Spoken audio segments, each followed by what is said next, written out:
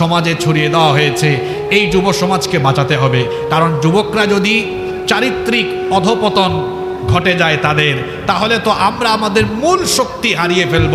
আজকের যুবকরা নষ্ট হয়ে যাওয়ার জন্য সমাজে কত উপাদান ছড়িয়ে দেওয়া হয়েছে। যুবকদের চারিত্রিক অধপতনের মূল কি কারণ, সেই কারণগুলোও বলবো, সমাধানের কথাও কোরআন থেকে বলবো আজকে আমি 10টা পয়েন্টের উপরে কথা বলবো। যুব সমাজের চারিত্রিক অধপতনের মৌলিক 10টি কারণ। এই 10টি সমস্যা থেকে আমাদের যুব সমাজকে সকলে মিলে বাঁচাতে হবে, নইলে আমাদের মূল শক্তি কমে যাবে, ইসলাম মুসলিম উম্মাহ ক্রমে দুর্বল হয়ে যাবে। এজন্য এই 10টি জায়গায় আমাদেরকে ফোকাস করতে হবে।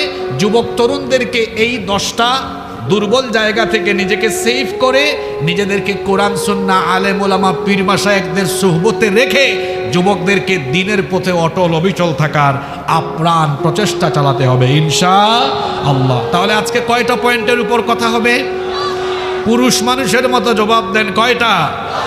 যুব সমাজের চারিত্রিক অধপতনের 10টি কারণ। শুরু হচ্ছে নাম্বার 1। 1 নাম্বার, মাদক এবং জুয়া।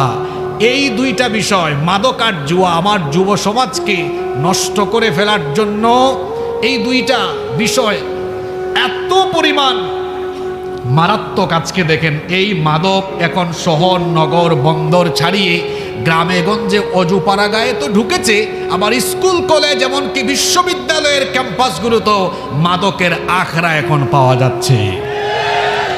আমার যুবক ভাইদেরকে বলছি, মাদকের সবচেয়ে বড় ক্ষতিকর দিক হলো এটা আপনার